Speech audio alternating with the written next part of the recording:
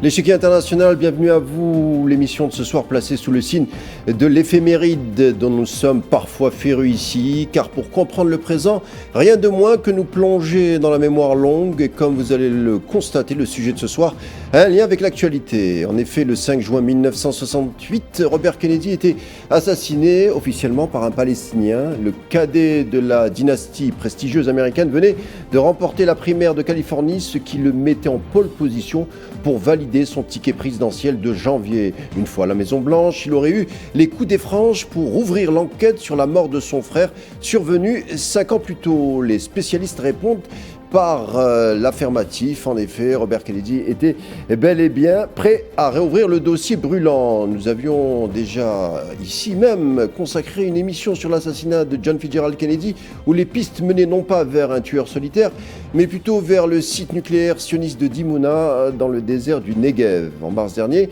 on se souvient, l'administration Trump avait ordonné la déclassification de nombreux documents supplémentaires, notamment ceux liés à l'assassinat des deux frères Kennedy. Et le mot usurpé d'Israël apparaissait à plusieurs reprises. Cela répond à la fameuse question qui a donc maudit les Kennedy. On va voir pourquoi, surtout avec comme trame de fond, bien entendu, cette bouillante région du Moyen-Orient considérée comme la chasse gardée de certains puissants de la haute structure. A tout de suite pour en parler.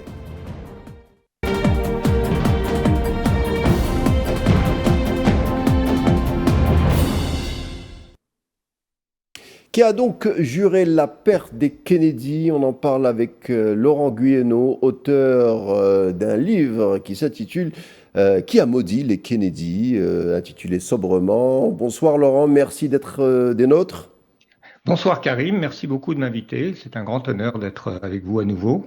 Alors je le disais Laurent, le 5 juin 1968, Robert Kennedy a abattu lors de la primaire en Californie, âgé de 43 ans, le donné gagnant pour remporter la Maison-Blanche. Il serait devenu le plus jeune président américain à seulement justement 43 ans, après avoir été le plus jeune attorney général, c'est-à-dire ministre, l'équivalent du ministre de la justice sous le gouvernement de son frère d'ailleurs. Et on sait que Robert n'a jamais cru à la conclusion du rapport de la commission Warren selon lequel Lee Harvey Oswald était soi-disant le seul assassin, même s'il fut contraint de rejeter la conspiration de Dallas. Mais vous, par exemple, vous soutenez dans votre livre qu'il avait l'intention bel et bien de réouvrir l'enquête sur JFK une fois éventuellement devenu président des États-Unis. Oui, ça c'est un fait qui a été bien documenté par un auteur qui s'appelle David Talbot, donc j'ai repris son travail, qui a montré sur la base de nombreux témoignages qu'effectivement Robert Kennedy, d'une part, n'a jamais cru à la thèse officielle, mais se sentait un peu désarmé et impuissant après l'assassinat de son frère et donc attendait de pouvoir reconquérir la Maison-Blanche pour rouvrir l'enquête. Tout ça, c'est assez clair. Et ça fait pas beaucoup de doute. Cela dit, Robert Kennedy n'avait pas les moyens encore d'enquêter, de savoir qui était derrière l'assassinat de son frère. Il avait de forts soupçons envers Lyndon Johnson, mais voilà, il aurait certainement rouvert l'enquête et on y verrait plus clair s'il avait pu le faire. On le sait, après l'assassinat de John Fitzgerald Kennedy survenu le 22 novembre 1963 à Dallas, le président donc, Kennedy a été tué, son vice-président l'a remplacé dans l'avion, sans attendre que l'avion présidentiel atterrisse, le fameux Air Force One. Mais ce qu'on sait moins, c'est que son frère Robert Kennedy a été mis sous écoute par Lyndon Johnson, l'usurpateur en quelque sorte, mais surtout a été mis sur écoute par le puissant J. Edgar Hoover. On le voit, Laurent, les deux frères Kennedy avaient du mal à partir avec ce système politico-sécuritaire américain. Oui, ils étaient en conflit avec aussi bien Lyndon Johnson. John Kennedy avait engagé des procédures pour se débarrasser de Lyndon Johnson. Et il est assez clair que s'il avait pu se représenter en 1964, il l'aurait fait avec un autre vice-président. Et donc, il était en train d'utiliser ses relais dans la presse pour un peu détruire la réputation de Lyndon Johnson, qui avait de nombreuses casseroles qui étaient impliquées dans des affaires de corruption. Et Edgar Hoover était très proche de Lyndon Johnson et détestait les Kennedy au même titre. Donc, effectivement, Robert Kennedy, après l'assassinat de son frère, et tout le clan Kennedy, d'une manière générale, était un peu impuissant et désarmé.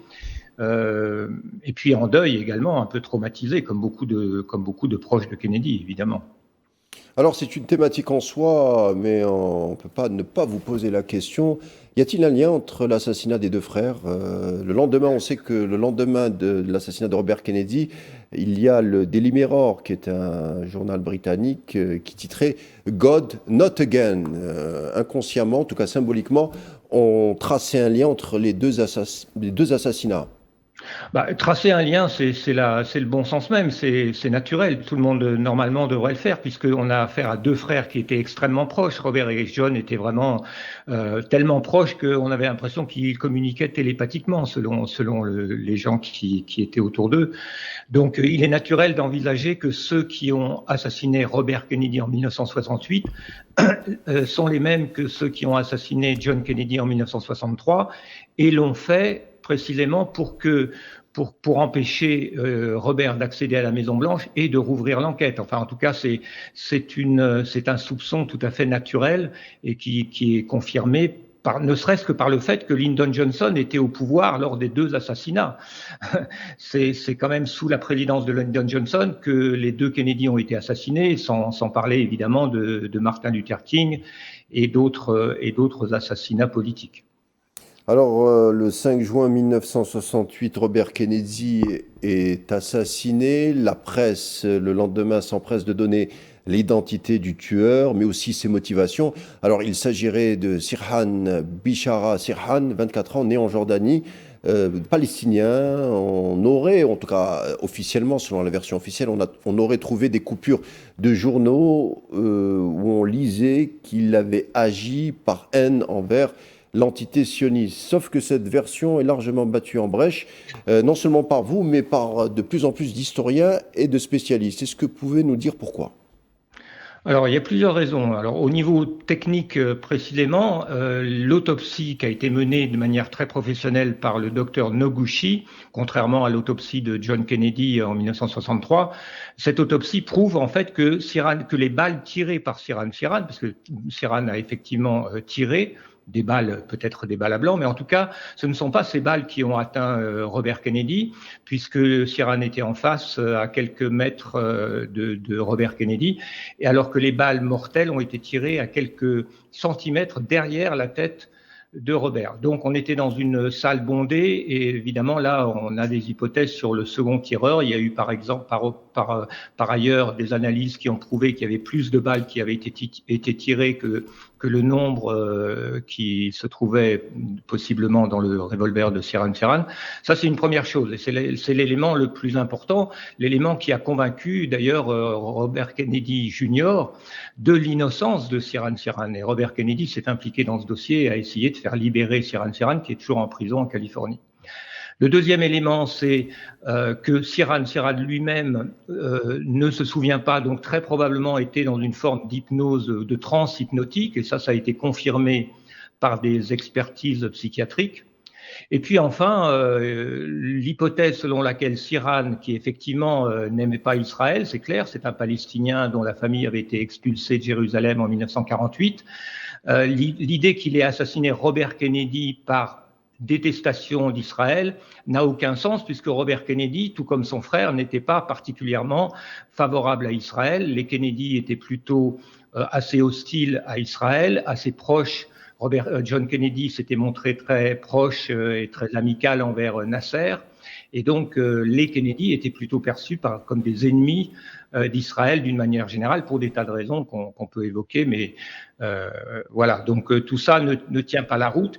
Et ce qu'il faut retenir surtout, à mon avis, c'est que ceux qui ont fait assassiner Robert Kennedy se sont arrangés pour faire porter le chapeau à un Palestinien. Ça, c'est la donnée la plus importante qu'il faut retenir, qui en elle-même oriente les soupçons vers une certaine entité. Alors vous nous dites, pour résumer, il y a des analyses balistiques et médico-légales qui montrent parfois, enfin certains spécialistes le disent, qu'aucune balle de Sirhan n'a touché Kennedy. 12 balles ont été tirées entre 12 et 13, alors que en 5 secondes, 12 balles en 5 secondes, alors que l'arme de Sirhan comportait 8 balles. Des témoins parlent de la présence d'un second tireur, en tout cas tueur. On parle d'un certain Tain Eugène César comme possible coupable. C'est un agent de la sécurité qui se trouvait derrière Kennedy.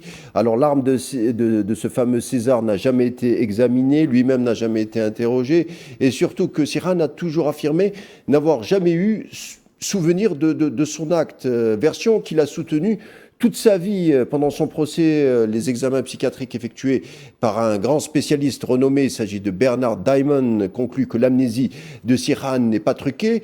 Et on nous dit, enfin vous, en tout cas ce que vous soutenez dans votre livre, vous nous dites que Sirhan était un Manchurian candidate. Avec les Manchurian candidates, c'est les fameuses expériences du MK-Ultra, c'est-à-dire l'orientation à distance par stimuli ou hypnose programmatique. Est-ce que vous pouvez nous expliquer ou revenir sur ce MK-Ultra ? Oui, alors MK-Ultra, bon, c'est un nom qui est maintenant rentré dans le grand public. Dans le jargon d'Internet. Voilà, le jargon d'Internet. Mais ce qui est intéressant, c'est d'abord de souligner que MK-Ultra, le directeur des opérations de manipulation et de programmation d'assassins, puisqu'on a retrouvé effectivement dans les documents déclassifiés de MK-Ultra des efforts pour programmer des assassins. Il faut savoir d'abord que le directeur de ce département, c'était un certain Sidney Gottlieb, qui n'était pas un nazi, comme on le dit souvent, mais un juif immigré d'Hongrie. Et ce qui est intéressant de noter, c'est que dans le livre de Ronald Bergman, qui est paru il y a quelques années, qui s'appelle en français « Lève-toi et tue le premier », donc qui documente les assassinats, la politique d'assassinat ciblé de la part d'Israël, en particulier contre toute personne qui veut coopérer avec les ennemis d'Israël dans la fabrication d'armes nucléaires. Eh bien, en 1968, il est révélé dans ce livre que Israël avait programmé des assassins, des prisonniers palestiniens, donc qu'il voulait libérer et envoyer auprès de Yasser Arafat pour faire assassiner Yasser Arafat. Donc c'est une pratique qui n'était pas réservée à MK-Ultra, mais que Israël expérimentait en mai 1968, donc un mois avant l'assassinat de Robert Kennedy. Donc cette idée de programmer des assassins n'était pas propre uniquement à l'Amérique, c'est important de le savoir. Cela dit, ça marche pas forcément très bien. Sirhan n'était pas attiré sous hypnose, mais il a pas vraiment visé correctement Robert Kennedy. Donc, comme je l'ai dit, ce ne sont pas ces balles qui ont tué Robert Kennedy. Ce sont probablement, on soupçonne, comme vous l'avez dit, un agent de sécurité qui était collé derrière Robert Kennedy à ce moment-là, que certains témoins ont vu avoir dégainé son pistolet, mais que, comme vous l'avez dit également, personne que la justice n'a pas interrogé et qui est mort il y a quelques années sans avoir été interrogé ni inquiété, et son arme elle-même n'a jamais été examinée. Voilà. Alors, vous nous parliez à l'instant du contrôle cognitif, enfin, par l'hypnose, pour faire commettre des actes délictueux répréhensibles aux criminels par certains candidats. Vous nous parliez des Palestiniens qui ont été utilisés, manipulés. C'est reconnu par l'agence militaire sioniste Aman. On prévoyait effectivement d'assassiner Arafat avec de telles méthodes. On a tenté de manipuler des Palestiniens pour leur faire commettre des crimes. C'est aussi attesté par le célèbre ex-agent du Mossad, Victor Ostrovsky. On rappelle que l'Irgun, les terroristes sionistes, se sont déguisés en arabes et ont manipulé aussi certains arabes pour poser une bombe à l'hôtel King David en juillet 1946, 225 kilos d'explosifs. L'opération fut répétée en Égypte avec, c'est la fameuse opération Susanna, les téléspectateurs pourront se renseigner. On le voit, ce type d'hypnose, c'est bien la signature, pas seulement des agences sionistes, mais également des agences de la CIA. Oui, bien sûr, oui. Et puis d'une manière générale, l'idée de faire assassiner ou de faire des attentats contre les ennemis d'Israël en faisant porter le chapeau, ou contre les alliés d'Israël en l'occurrence. D'ailleurs, il est intéressant de rappeler que demain, c'est le 58e anniversaire de l'attaque du USS Liberty, donc une attaque sous fausse bannière par Israël contre un navire espion non armé américain pour essayer d'entraîner les États-Unis dans la guerre contre l'Égypte aux côtés d'Israël et avec la complicité d'ailleurs de Lyndon Johnson, Lyndon Johnson qui se trouve complice de ce crime de guerre et complice de l'assassinat de Kennedy.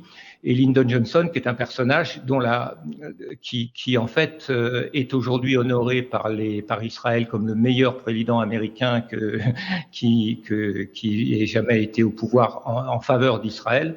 Donc en fait, toutes les pistes dans le cas de John Kennedy et puis dans le cas de Robert Kennedy par le profil même du pigeon auquel on a essayé de faire porter l'attentat, toutes ces pistes-là mènent à Israël, avec évidemment la complicité de la CIA. Mais la CIA, c'est un monde un peu labyrinthique, c'est un monde complexe, et lorsqu'on essaye de savoir qui, par exemple, à la CIA a pu collaborer à l'assassinat de John ou de Robert Kennedy, eh bien on tombe sur James Angleton. Et c'est intéressant qu'aujourd'hui, justement, dans les documents déclassifiés tout récemment, tout ce qui concerne James Angleton mette l'accent sur sa collaboration étroite avec le Mossad. Donc là aussi, la piste de la CIA, finalement, remonte également au Mossad et à Israël. On parlait à l'instant du MK-Ultra, c'est-à-dire l'orientation à distance par stimuli ou par hypnose programmatique. Pendant longtemps, les chercheurs qui ont parlé de ce fameux projet MK-Ultra, on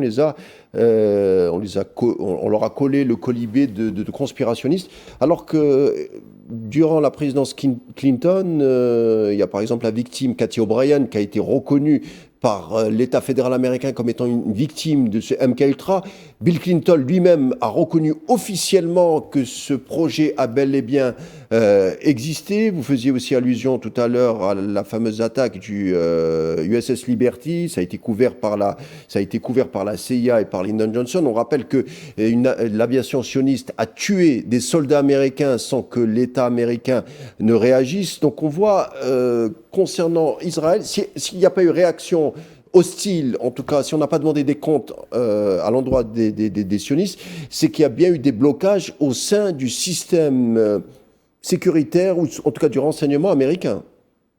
Ah oui, bah tout à fait. Bah, écoutez, pour moi, il est aujourd'hui bien avéré que Lyndon Johnson était un allié très proche d'Israël, qu'il a tout donné à Israël, qu'il a soutenu Israël, il a laissé Israël se doter de l'arme nucléaire, il a fait avorter les procédures engagées par Robert Kennedy pour obliger le lobby pro-Israël, l'EPAC, à s'enregistrer comme agent étranger. Donc, il a permis à Israël, en fait, c'est sous Lyndon Johnson, d'abord que la guerre du Vietnam aussi s'est développée, mais ça c'est une autre affaire. Mais c'est sous Lyndon Johnson, si vous voulez, que cette relation symbiotique entre Israël et les services américains s'est nouée.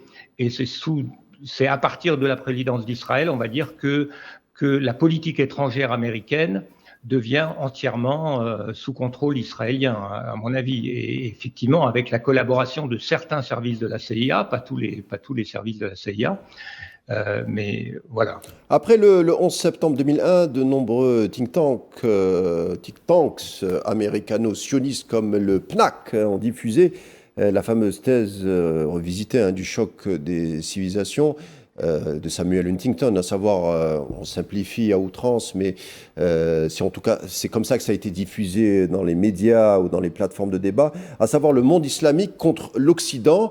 Et ce fameux Sirhan Sirhan, selon de nombreux journalistes juifs et d'auteurs juifs, ont revisité, ont réanalysé le profil de Sirhan Sirhan en disant qu'il était le précurseur d'une forme de fanatisme arabo-musulman. Je me rappelle à l'époque les articles du magazine Forward ou du Boston Globe qui disaient que Sirhan Sirhan avait tué Kennedy parce que Kennedy avait soutenu Israël. Pour quiconque connaît l'histoire des Kennedy, les liens entre les Kennedy, déjà Joe Kennedy, leur père, avec certains pontes, ou en tout cas figures du lobby israélien, on peut trouver ce type de version pour le moins étrange, et le mot est faible.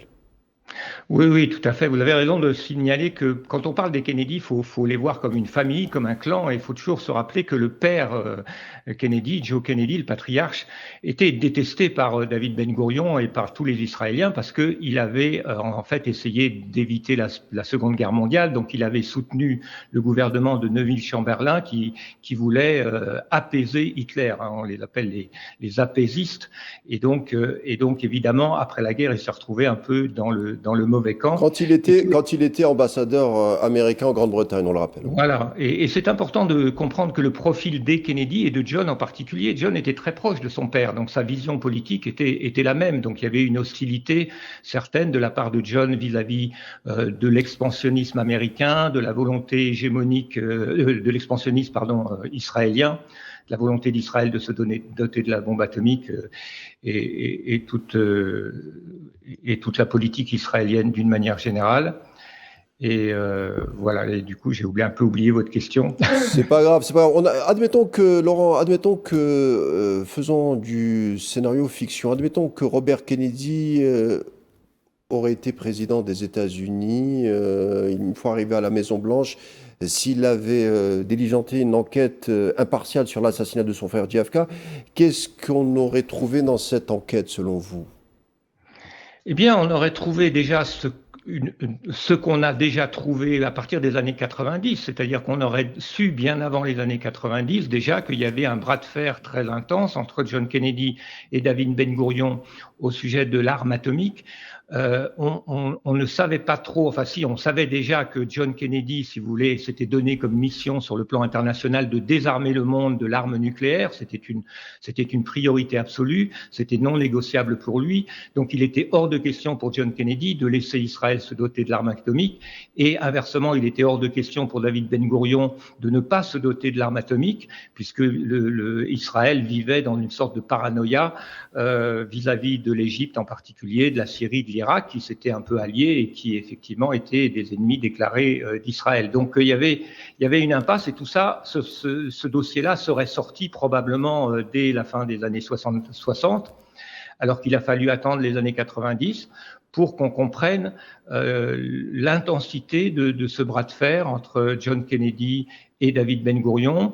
Et d'une manière générale, la haine des dirigeants israéliens vis-à-vis des Kennedy. Et en même temps, parce qu'il ne faut jamais oublier que l'assassinat de John Kennedy ne visait pas uniquement à se débarrasser de John Kennedy, mais visait à mettre Lyndon Johnson à la Maison-Blanche. C'était donc un coup d'État.